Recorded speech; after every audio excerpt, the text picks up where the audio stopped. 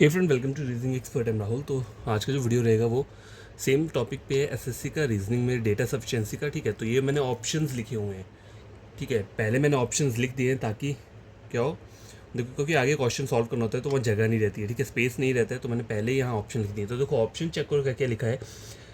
If the data in statement 1 alone is sufficient to answer the question, while the data in statement 2 alone is not sufficient to answer the question। इसका मतलब ये है कि जो statement 1 है वो alone sufficient है answer देने के लिए। ठीक है, लेकिन जो स्टेटमेंट 2 है वो नहीं है। ठीक है, ऑप्शन बी में क्या बोल रहा है, if the data in statement 2 alone is sufficient to answer the question. अब इसमें बोल रहा है कि पहले में 1 थी ना स्टेटमेंट, अब 2 आ रही है कि दूसरी स्टेटमेंट जो है वो आंसर सफिशिएंट है देने के लिए, लेकिन जो पहली स्टेटमेंट है वो नहीं है। ठीक है, बाकी ये जो लाइन लगाई है मतलब इसका मतलब ये पूरा का पूरा सेम है। ठीक है, सी ऑप्शन क्या बोल रहा है, if the data in either statement 1 alone और in statement 2 alone are sufficient to answer the question. इसका मतलब क्या होता है कि जो पहली स्टेटमेंट है वो भी आंसर दे रही है अकेले, और जो सेकंड स्टेटमेंट है वो भी आंसर दे रही है अकेले। अगर ऐसा वाला आपका आ रहा है तो आपको वहाँ पे क्या करना है, सी वाले ऑप्शन जो है उस पर क्या करना है, अपना आंसर देना है। ठीक है, option number D, if the data in both statement 1 and 2 together, मतलब दोनों स्टेटमेंट को मिला के भी हमारा आंसर जो है वो नहीं निकल रहा है, तो तब आपको ये वाला ऑप्शन पे टिक करना है। ठीक है, ऑप्शन ई जो लास्ट वाला है वो क्या है, if the data in both statement 1 and 2 together. इसका मतलब ये है कि दोनों स्टेटमेंट को टुगेदर ज्वाइन करके हमारा आंसर अगर निकल रहा है तब जाके आपको ये ऑप्शन पे क्या करना है, अपना आंसर टिक करना है। तो ये मैंने आपको ऑप्शंस के बारे में बता दिया है, इस टाइप के ऑप्शंस होते हैं। ठीक है, तो पहला क्वेश्चन जो है स्क्रीन के ऊपर ये है, यहाँ पे मैं लिख देता हूँ। देखो क्वेश्चन क्या बोल रहा है, who is the tallest among P Q R S T और यू।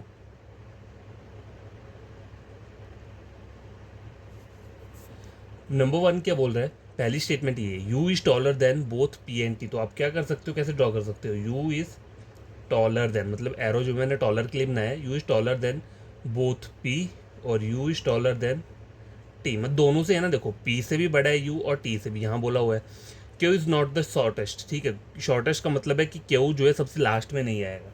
ठीक है, ऑप्शन नंबर 2, टू वाले स्टेटमेंट में देखो अलोन, इससे आपको पता चल रहा है कि कौन टॉलेस्ट है। देखो P Q R S T U से आपको पता चल रहा है कि टॉलेस्ट कौन है। देखो क्योंकि यहाँ पे तो सिर्फ पी और टी है, पी और टी, बाकी और भी तो ऑप्शन बच रहे हैं, तो अकेली इस स्टेटमेंट से तो मैं नहीं बता सकता ना कि मेरा आंसर कौन सा है। अब देखो सेकंड अलोन जो है, अब मैं पहली वाली को अकेले ड्रॉ किया तो इससे मुझे मेरा आंसर नहीं पता चला। अब मैं सेकंड को अकेले ड्रॉ करूँगा, T is taller than R, तो मैं क्या लिखूंगा, T is taller than R, R who is taller than Q, R is taller than Q. ठीक है, ये आ रहा है। तो इन दोनों को अगर मैं कंबाइंड करता हूँ तो मुझे क्या आ रहा है, यू से बड़ा पी है, फिर टी आ रहा है, फिर टी के बाद आर आ रहा है, फिर आर के बाद क्यू आ रहा है। मतलब जो लास्ट इन दोनों को मिला के क्या बन रहा है, यू पी टी आर और क्यू, ये बना। तो अब मुझे पता चला कि जब मैंने दोनों को मिलाया तो मेरा यू जो है वो क्या आ रहा है, टॉलेस्ट आ रहा है। तो इसमें आपका ऑप्शन कौन से ऑप्शन को आप टिक करोगे, देखो मैं आपको पीछे बताता हूँ जहाँ पे मैंने लिखा हुआ है। तो यहाँ पर जो रहेगा वो रहेगा ऑप्शन नंबर ई रहेगा। देखो ये, if the data in both statement 1 and 2 together, दोनों को ज्वाइन करके together are necessary to answer the question. ठीक है, तो पहले का ऑप्शन क्या रहेगा, ई रहेगा। अब देखो सेकंड क्वेश्चन चेक करो, यहाँ पे क्या सेकंड वाला क्वेश्चन है। एक्चुअली यहाँ पे थोड़ा प्रॉब्लम हो गया तो मेरे को इस शीट पे बनाना पड़ रहा है, देख। ठीक है, तो समझ लेना आप। अब देखो बोल क्या रहा है, among P Q R S T sitting around circular में 5 बंदे बैठे हुए हैं, तो 5 बंदों को मैंने सर्कल यहाँ पे 2 डायग्राम बना देता हूँ, क्योंकि पॉसिबिलिटी का भी रहता है। 1 2 3 4 5, 1 2 3 4 5। अब देखो who sit second to the right of R, who sit second to the right of R, R के सेकंड राइट पे कौन बैठा है।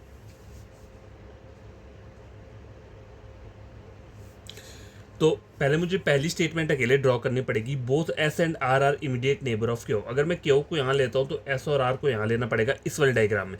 और अगर मैं मतलब अगर आप चाहो तो दोनों को यहाँ पे भी बना सकते हो, क्योंकि एस और आर जो है उनकी पोजीशन अलग अलग ही रहेगी। देखो क्यों मैंने अगर इस वाले डायग्राम पे यहाँ बनाता हूँ तो एक साइड में को आर यहाँ पे लेना पड़ेगा और एस यहाँ पे लेना पड़ेगा, तो ये 2 डायग्राम बने। ठीक है, both S and R immediate neighbour of Q, T sit second to the right of Q, तो टी सिट सेकंड मतलब टी तो यहीं पर आएगा। ठीक है, अब इससे आपका आंसर निकल रहा है, पहले चेक कर लो, who sit second to the right of R, R के सेकंड राइट पे यहाँ पे एस आ रहा है और यहाँ पे आर के सेकंड राइट पे कौन आएगा, पी आएगा, क्योंकि पी ही बच रहा है यहाँ पे। अगर मैं पी को मान लो लिख लेता हूँ ऊपर, तो यहाँ पे आर के सेकंड राइट पे एस आ रहा है, आर के सेकंड राइट पे पी आ रहा है, तो डबल डबल तो नहीं हो सकते ना, ठीक है, एक एक बार क्या आ रहा है पी आ रहा है और एक बार क्या आ रहा है एस आ रहा है, तो डबल डबल मतलब पहली स्टेटमेंट से मेरा आंसर मुझे नहीं पता चला। ठीक है, अब क्या रहता है सेकंड वाली स्टेटमेंट। ठीक है, सेकंड वाली स्टेटमेंट को हम ड्रॉ कर लेते हैं। ठीक है, तो एक सर्कल ले लिया मैंने यहाँ पे इस तरीके से। अब क्या बोल रहा है, R shift to the immediate right of P. ठीक है, अगर मैंने पी को यहाँ ले लिया तो पी के इमीडिएट राइट पे कौन बैठा है, आर बैठा है। Only 2% sit between Q and P. ठीक है, ये पी है और क्यू है। ठीक है, अगर इसको मैं यहाँ पे बिठा दूँ, सपोज कर देखो पी और क्यू के बीच में दो बंदे बिठाने हैं, तो एक बार क्यू यहाँ आ सकता है और एक बार क्यू यहाँ आ सकता है, मतलब डबल डबल डायग्राम में यही हो सकता है ना। तो जैसे मैंने मान लो यहाँ पर मैंने एक छोटा डायग्राम यहाँ पे ऐसे लेता हूँ, मैं पूरा डिटेल में समझा रहा हूँ ताकि आपको कोई दिक्कत ना हो। ठीक है, देखो क्या बोला है, P only 2% sit between Q and P. ठीक है, ये पी लिखा हुआ है, क्यू एंड पी। ठीक है, तो पी यहाँ पे है तो दो छोड़ के इस वाले डायग्राम में क्यू यहाँ आ गया। ठीक है, और पी और आर अगर यहाँ पे है तो पी यहाँ दो छोड़ के क्यू यहाँ आ गया। ठीक है, तो देखो ये डबल डबल डायग्राम बनकर आया है। ठीक है, एक बार में क्यू यहाँ पे आ रहा है, एक बार में क्यू यहाँ पे आ रहा है। ठीक है, लेकिन अब मुझे क्वेश्चन ये पूछा who sit second to the right of R, तो आर के सेकंड राइट पे क्यू और आर के सेकंड राइट पे पता नहीं कौन है। तो अभी भी मेरा अकेले अकेले स्टेटमेंट को ड्रॉ करके मेरा आंसर क्या है, नहीं निकला है। तो मैं क्या कर सकता हूँ, इन दोनों स्टेटमेंट्स को कंबाइन कर सकता हूँ। ठीक है, कंबाइन कैसे करोगे, हम इसी में कंबाइन करके देख लेंगे। देखो R shift to the immediate right of P, मतलब पी के इमीडिएट राइट में आर, तो ये वाले डायग्राम में आर आ रहा है, देखो पी के इमीडिएट राइट पे आर आ रहा है। ठीक है, only 2% sits between Q and P. अब देखो क्यू और पी के बीच में कितने आ रहे हैं, दो लोग आ रहे हैं, दो लोग आ रहे हैं। तो अब मेरा आंसर मुझे पता चल जाएगा। तो आर के सेकंड राइट पे कौन बैठा है, एस बैठा हुआ है, तो ये वाला जो है क्या है, करेक्ट है। मैंने अब क्या किया, देखो सेकंड स्टेटमेंट को मैंने क्या किया, इसी में मर्ज कर दिया, ऑटोमेटिकली मर्ज होगी, मेरे को डायग्राम ड्रॉ करने की जरूरत नहीं पड़ी। ठीक है, तो आपको जो आंसर रहेगा वो क्या रहेगा, ऑप्शन नंबर ई। मतलब हमने क्या किया, दोनों स्टेटमेंट को ज्वाइन किया, उसके बाद जाके हमारा आंसर निकल के आया है। ठीक है, तो गाइज ये क्वेश्चन नंबर थर्ड और फोर्थ है। ठीक है, और आगे फिफ्थ है या नहीं है देख लेता हूँ। हाँ फिफ्थ क्वेश्चन भी है, चलो ठीक है। तो क्वेश्चन नंबर थर्ड में क्या बोल रहे हैं, देखो what is the position of A from the right of row. ठीक है, ये बोला हुआ है। ठीक है, ये जो क्वेश्चन है ये रैंकिंग और ऑर्डर वाला है। तो C sitting at 13 position from the right end and also at 12 position from the left end. तो सी की दोनों साइड से पोजीशन दी है। ठीक है, end of the row in which B is sitting. ठीक है, तो पहले मुझे करना क्या, पहले मुझे टोटल निकालना पड़ेगा। टोटल कैसे निकालते हैं, देखो सी की एक पोजीशन क्या दी है, 13 दी है, कहाँ से, राइट से दी है, और एक पोजीशन 12 दी है। तो इन दोनों को क्या करो, ऐड कर दो, 3 4 5 और 2 25 हो गया। दोनों को ऐड कर दिया और फिर करना क्या है, -1 करते हैं लास्ट में। ठीक है, लेफ्ट और राइट -1, तो कितना आ जाएगा ये 24 में। टोटल जो आया टोटल 24 आ रहा है। ठीक है, तो पहली स्टेटमेंट से मेरा ये निकल के आया, और इससे मुझे ये नहीं पता चला कि what is the position of A from the right of row. A की पोजीशन मुझे नहीं पता चली पहली स्टेटमेंट से। सेकंड स्टेटमेंट देखो, बी सिटिंग है 6 position from the left end of the row, मतलब लेफ्ट एंड से कहाँ बैठा है, वो 6th पे बैठा हुआ है। ठीक है, और there is 1% between B and A. तो अब देखो पॉसिबिलिटी क्या हो सकती है, अगर वो लेफ्ट से 6 पे बैठा है, ठीक है, कौन बैठा है, बी, और बी और ए के बीच में एक बंदा बैठा है, तो ए यहाँ पे कहाँ आ सकता है, आइदर 8th पोजीशन पे आ सकता है, या फिर अगर लेफ्ट से बी 6 पे बैठा है तो वो कितने पे आ सकता है, ए 4th पे आ सकता है। सिर्फ यही दो चीज़ें पॉसिबिलिटी है यहाँ पे, और कोई पॉसिबिलिटी नहीं है। ठीक है, तो इससे आपको ये नहीं पता चलेगा what is the position of A from the right and, right hand से नहीं पता चलेगी। ठीक है, वो तो पॉसिबिलिटी है। देखो अगर एक बार 8 है तो राइट हैंड से अगर मैं चाहूँ मैं निकालूँ तो वो गलत आएगा।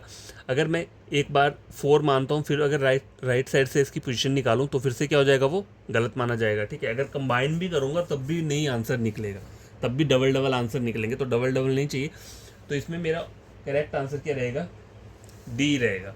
ठीक है, the data in both statement 1 and 2 together are not sufficient to answer the question. क्योंकि पहली और दूसरी को अगर सिंगल सिंगल देखोगे तो आंसर निकलेगा नहीं, और इन दोनों को अगर ज्वाइन करोगे, कंबाइन करोगे, तब भी आंसर नहीं निकलेगा। क्यों नहीं निकलेगा, क्योंकि देखो अगर एक बार मैं लेफ्ट से मान रहा हूँ, सपोज करो ए की पोजीशन मैंने अगर 8 मानी है लेफ्ट से, टोटल मुझे पता है कितना, दोनों को ज्वाइन करो, टोटल कितना है 24, तो राइट साइड से मैं निकाल तो लूँगा, लेकिन वो एक नंबर अलग आएगा और जब यहाँ वाले से करूँगा तो दूसरा नंबर क्या आएगा, अलग आएगा। तो दोनों नंबर्स अलग अलग आएंगे, हमारा जो रिजल्ट आएगा तो अलग अलग नहीं आना चाहिए, ठीक है।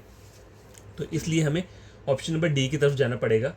If the data in both statement 1 and 2 together are not sufficient to answer the question, ठीक है। क्वेश्चन नंबर 3 कंप्लीट हो चुका है। क्वेश्चन नंबर 4 देखो, what is the distance between points M और एन, ठीक है। ऐसे पिछले की बात बोली हुई है। तो यहाँ पे आपको करना क्या है,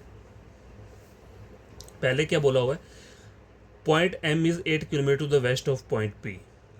पॉइंट पी के वेस्ट में, देखो मतलब पॉइंट पी ये हो गया, इसके वेस्ट में 8 किलोमीटर पे कौन बैठा हुआ है, एम बैठा हुआ है, ठीक है। ये हो गया पहली स्टेटमेंट से मुझे ये मिला है। Point O which is the midway between point N and P is 3 kilometre away from point N, ठीक है। Point O which is the midway between point N और पी, ठीक है। अब देखो पॉसिबिलिटीज़ क्या हो सकती है, देखो ये तो मैंने इतना बना लिया ना, देखो एम और पी मैंने ये बना लिया। अब देखो पॉसिबिलिटी क्या हो सकती है, point O which is midway between point N and P 3, तो इससे आपको पता चल रहा है एम और एन का डिस्टेंस पता चलेगा। देखो पॉसिबिलिटी दो कैसे बनेंगी, देखो मैं आपको बताता हूँ। अगर मैं मान लो यहाँ पे ओ को लेता हूँ, देखो point O which is midway between N and P, तो पी अगर मैं यहाँ पे लेता हूँ तो एन को मुझे यहाँ लेना पड़ेगा और ओ जो आ जाएगा मिडवे आ जाएगा, ठीक है। और इस 3 kilometre way from point N, तो इसका जो डिस्टेंस है वो कितना है, 3 किलोमीटर है। पॉइंट एन से पॉइंट ओ का 3 है, तो ये भी 3 रहेगा क्योंकि मिडवे बोला हुआ है। देखो एक पॉसिबिलिटी ये बन रही है, ठीक है। और दूसरी अगर मैं चाहूँ तो एक ऊपर को भी बन सकता है, ठीक है। एन यहाँ पे आ गया और ओ यहाँ पे आ गया, तो पहली स्टेटमेंट में डबल डबल बन रहा है, तो इससे मुझे नहीं पता चल रहा कि मेरा आंसर क्या होगा, ठीक है। तो मुझे सेकंड वाला चेक करना पड़ेगा। Point Q which is the east of P, point Q which is east of P, अगर मैं इसको यहाँ पे ले लेता हूँ, is also in east of point N, is also in east of point N, तो वो पॉइंट एन के भी ईस्ट में है, ठीक है। तो इसका मतलब क्या है, क्यू अगर मैं यहाँ पे लेता हूँ, ठीक है। अब मैंने इन दोनों को अगर मान लो कंबाइन करता हूँ तो मेरा distance, what is the distance between point M and N, ठीक है। देखो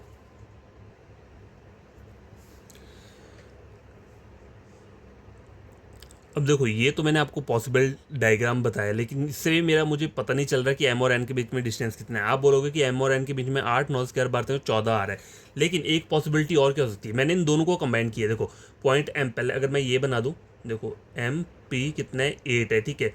point O which is midway between point N और पी, ठीक है। तो ऐसा भी तो हो सकता है कि एन जो है वो यहाँ कहीं आ रहा हो, ठीक है। देखो एन तो कहीं पे भी आ सकते हैं ना, अगर मैं मान लो एन को यहाँ लेता हूँ, ठीक है। अगर एन ले यहाँ पे ले लूँगा तो मुझे इसका डिस्टेंस पता होगा, नहीं पता होगा, क्योंकि मुझे तो डिस्टेंस इसका पता है ना। देखो अगर मैं ओ को यहाँ ले लेता हूँ, ठीक है, ओ को चलो मैंने यहाँ पे ले लिया, point O which is midway between point N और पी, ठीक है। अगर मिडवे लेना है तो चलो यहाँ पर ले लिया, यहाँ क्यों लेना, मिडवे बोला हुआ है, तब भी मुझे मेरा आंसर जो है वो क्लियर नहीं पता चलेगा। तो इसमें जो आपका करेक्ट आंसर होगा वो क्या रहेगा, option number D. Together in दोनों स्टेटमेंट को अगर आप ज्वाइन कर रहे हो तब भी आपका क्या है, आंसर नहीं निकल रहा है, ठीक है। क्वेश्चन नंबर 4, अब लास्ट रहता है क्वेश्चन नंबर 5। तो ये जो है ये ब्लड रिलेशन टाइप का है थोड़ा, ठीक है। क्वेश्चन क्या बोल रहा है, how is Tina related to Riya, ठीक है। क्वेश्चन ये बोला है how is Tina related to Riya. तो पहली स्टेटमेंट जो है उसमें क्या है, Riya is the son of, क्या है, is the son of mother of Pritish daughter. देखो मदर ऑफ प्रीतिश डॉटर, देखो प्रीतिश डॉटर, ये प्रीतिश डॉटर की मदर, तो मदर को मुझे हो सकता है ये भी मदर हो। देखो Riya is the son of mother of Preeti daughter, Preeti की जो डॉटर है उसकी जो मदर है, तो आइदर ये भी हो सकती है, ठीक है, या फिर आइदर क्या हो सकता है, देखो इस तरीके से भी हो सकता है। अगर एक जगह अगर मैं इसको मेल लेता हूँ तो दूसरा वाला फीमेल आएगा, और इसको मैं फीमेल लेता हूँ तो दूसरी जगह क्या आएगा, मेल आएगा, ठीक है। और Riya the son of mother of period, तो मदर क्या है, मदर ये है, और उसका सन रिया जो आ रहा है यहाँ मेल आ रहा है, ठीक है। और यहाँ पे भी क्या आएगा, रिया मेल पर्सन आ रहा है, ठीक है। इस तरीके से बन रहा है। अब how is Tina related to Riya, तो पहली स्टेटमेंट से तो मुझे नहीं पता चल रहा है। अब दूसरी चेक करो, Tina is the only daughter of Preeti's wife. अब देखो Tina is the only daughter of Preeti's wife, Preeti की वाइफ, मतलब प्रीति मेल पर्सन हुआ, उसकी वाइफ को बोला हुआ ना, देखो यहाँ पे प्रीति को मैं फीमेल नहीं ले सकता, तो ये ऑप्शन मेरा गलत हो गया, तो ये वाला सही है। ठीक है, Tina is the only daughter of hero, Tina क्या आ जाएगी, यहाँ आ जाएगी, ये दोनों भाई बहन आ गए और ये मदर आ गई। ठीक है, तो यहाँ पे जो आपका आंसर है वो कैसे निकल रहा है, दोनों स्टेटमेंट्स को कंबाइन करके। How is Tina related to Riya, Riya का क्या लग रही है, तो सिस्टर लग रही है। ठीक है, लेकिन हमें यहाँ पे आंसर जो देना है वो क्या देना है कि हमारा ऑप्शन नंबर डी रहेगा इसमें, कि हमें दोनों, सॉरी ई रहेगा, दोनों स्टेटमेंट्स को हमने कंबाइन किया, फिर जाके हमारा क्या है आंसर निकल के आया। तो पॉसिबिलिटी चेक कर लिया करो, और खुद से मतलब मेल और फीमेल नहीं बनाना है वहाँ पे। ठीक है, तो क्या देखो, नाम के बेसिस पे जेंडर मत डिफाइन किया करो। ठीक है, यहाँ पे प्रीति जो है वो मेल पर्सन आ रहा है, ये मत सोचना कि प्रीति अगर फीमेल नाम है तो वो फीमेल ही होगी। ठीक है, तो नेम के बेसिस पे हम कहीं भी जेंडर डिफाइन नहीं करते इस वाले टॉपिक में। ये जो ब्लड रिलेशन का रहता है, पहले से आप बना लो, ड्रॉ कर लो, और फिर पॉसिबिलिटी वाला कुछ बन रहा है तो उसे भी कर लो, और जो आंसर होगा वो निकल जाएगा। ठीक है, तो आज के लिए ये 5 क्वेश्चंस लेकर आया हुआ था मैं, आई होप आपको समझ में आए होंगे। तो कल फिर से कुछ क्वेश्चंस ले आऊँगा। ठीक है, ज़्यादा वीडियोस और अपलोड नहीं करूँगा, कुछ और ले आऊँगा, उसके बाद उसको मैं बंद कर दूँगा। ठीक है, और फिर नया टॉपिक हम स्टार्ट कर देंगे। तो आपको अगर ये चीज़ समझ में आएगी तो मेरे चैनल को सब्सक्राइब, वीडियो को लाइक शेयर कर देना। आपको कोई फ्रेंड कज़न पढ़ना चाहता है रीजनिंग, तो आप मेरे चैनल रेकमेंड कर सकते हो उसे रीजनिंग के लिए। बस कोई टॉपिक उठा के टैली कर लेना दूसरे वाले किसी चैनल से, अगर मेरा वाला समझ में आता है बड़ी तरीके से तो चैनल को सब्सक्राइब कर देना। ठीक है, तो आज का ये टॉपिक कंप्लीट होता है, तो आप पढ़ लेना इसे। डेटा सफिशिएंसी का देखो एक ही क्वेश्चन आता है, लेकिन वो कहीं से भी आ सकता है। सिटिंग अरेंजमेंट का हो सकता है, रैंकिंग वाला हो सकता है, या फिर ईस्ट वेस्ट वाला हो सकता है, वो जो क्या बोलते हैं इसे, डायरेक्शन और डिस्टेंस का हो सकता है, या फिर ब्लड रिलेशन वाला हो सकता है। तो ये 4-5 टॉपिक्स रहते हैं जो कि इसके अंदर आते हैं। या फ्लोर वाली पजल रहती है, वो भी आ सकती है, वो भी मैं आपको करवा दूंगा, ऐसा नहीं करवाऊंगा नहीं, वो भी लेकर आऊँगा क्वेश्चन। तो तब तक के लिए आप खुद से पढ़ लेना। ठीक है।